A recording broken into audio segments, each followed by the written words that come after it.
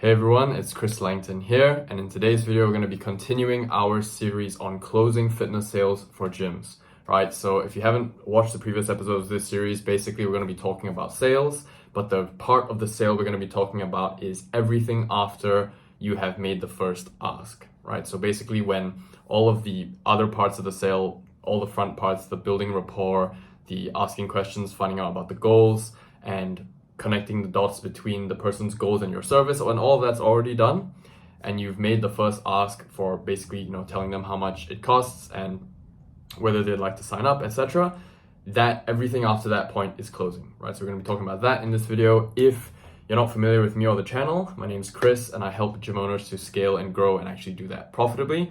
And that's why sales is going to be a big part of that, right? So we're going to continue on with our closing series and we're still going to be on the money-based objections, right? So previous part, we covered 2 money objections. Now we're going to cover another 2.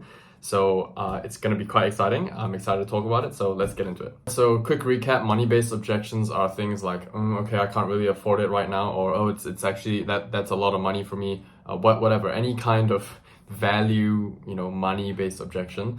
So in the previous video, we covered, why it being a lot of money is actually a good thing, because if it's a lot of money, then they'll be more likely to actually commit, right? And they'll probably get better results from that higher commitment, right? Pretty obvious. And then we also covered flipping that on its head and saying why actually comparatively it's not a lot of money, right? So that's what we covered in the previous video. If you want to check that out, you can, right? In today's video, we're going to be covering what money is actually supposed to do in your life, right? Like why do we even have money? Why do we use money in the first place, right? And then we're also going to be covering the difference between money as a resource, right, and being resourceful as a person, right? So resources versus actually being a resourceful person.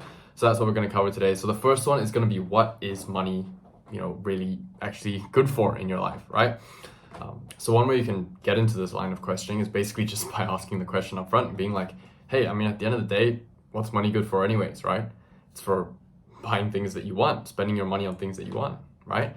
And I guess the real question is is this money going to be spent on things that actually are good for your life, or on useless things, right? On stuff that you don't actually need, right? Because I'm pretty sure, if you look at in the next 12 months, right, this money is going to be spent anyway, right? Let's say it's like a $500 weight loss program or whatever that you're selling. You can say, hey, at the end of the day, this $500, it's going to be spent over the next 12 months, right? It's just a question of whether it's going to be spent on something that benefits your life or something that you don't need, right? If you look at your last 12 months, I can guarantee you probably spent more than $500 on stuff that you didn't need, right? And they're like, yeah, probably. And you're like, yeah, well, you want to do that again in the next 12 months? Well, no, right? Yeah, would it be nice to have something that you spend money on that actually pays dividends and improves your life? Yeah, great, right? And then you can get into, more of a, I really like this logic. You can get into basically, look, think about it this way. You're going to be buying the lessons from this program either way. As long as you're trying to lose weight, right? You're going to be buying the lessons from my weight loss program either way. It's just whether you're buying it with time or you're buying it with money, right? So the question is not, whether you're going to buy it. The question is, are you going to pay with time or are you going to pay with money, right? Do you want to spend 10 plus years, trying to figure all of these things out on your own, all these nutrition, all these small details of how to train? Do you want to spend 10, 15 years trying to figure all that out on your own, right? Or do you want to spend the money, right? Because at the end of the day, we always spend the thing, between time and money, we're always going to spend the one that we value least, right? So if you value your time more, then you will spend the money. If you value your money more, then you will spend the time, right? So if you compare it that way, it's like, hey, and I don't need to tell you which of those 2 things the richest people in the world or the most successful people in the world value more, right? Of course they value their time more, right? So at the end of the day, what's money good for anyway, right? It's to get the things that you want. And do you want to lose weight? Yeah, right? So what else are you gonna buy with the same money, right? When you're saying that you don't want to spend it, right, you have something else in mind that you would want to spend it on, right? So what is that other thing? Is that other thing more valuable than losing weight to you? And all these sort of questions are just designed to open up a person's mind to, the actual value of money and valuing money versus valuing time. And slowly, I've strung together a lot of these questions, right? You might not even have to go through all of these questions to break down this objection, but you can, right? You have all these questions in your belt, basically, to explain or to get the prospect to think about, actually, yeah, like, what is money good for anyway? What have I been spending my money on? What am I valuing? Am I valuing like money way more than I'm valuing my time for some reason?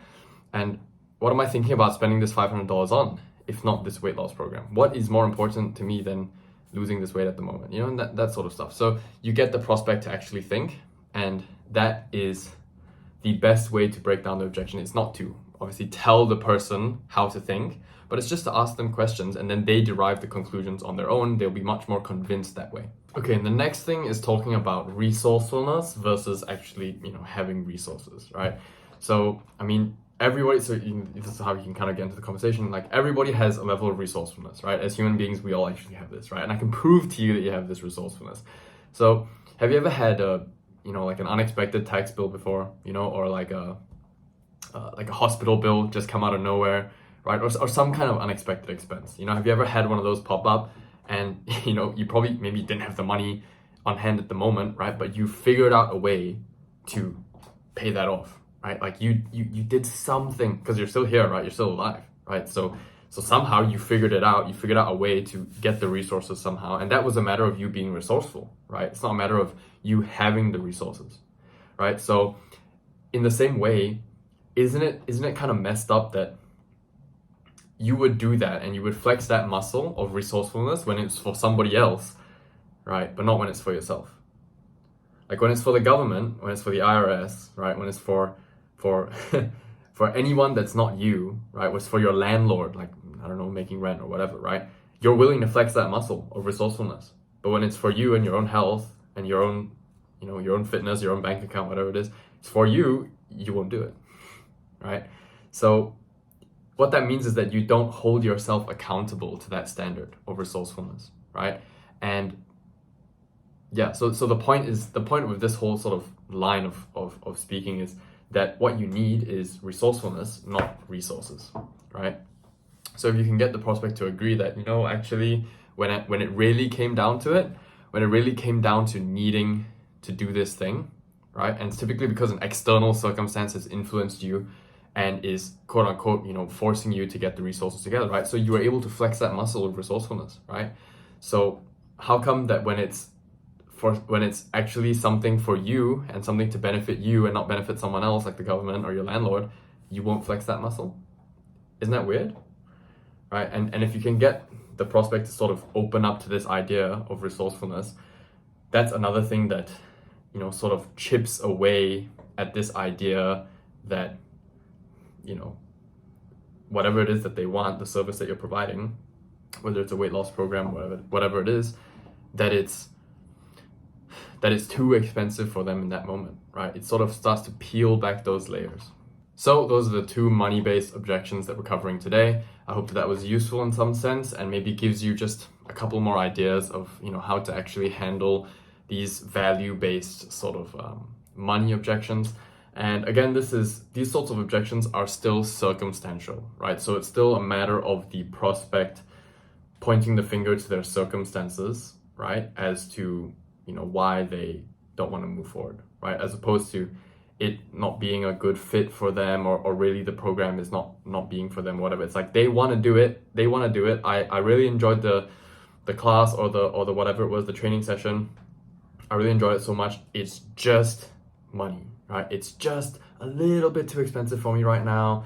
I've got a couple more like things that I need to sort out. I got a few bills and like etc., right? Like that. This is for this kind of circumstance where the prospect is just objecting based on outside circumstances. Money. It's money. It's not me. It's not the fit. It's not it's money, right? So that's for those kinds of objections. I hope that was useful to go through. I hope it's given you some ideas. If you like this video, maybe just drop a like or drop a comment if you have any questions or maybe objections that you want to see being handled. And yeah, if you enjoy this kind of content, you can subscribe if you'd like, and check out the first link in the description if you are curious as to how I actually help my clients who are gym owners, how I help those great folks to actually improve their sales as well. So again, no one's forcing you to click the link. All right, it's only if you're curious, you can go and check it out. All right, so thanks so much for watching. I really appreciate the time that you put aside to watch this, and I hope you have a great day. All right, take care.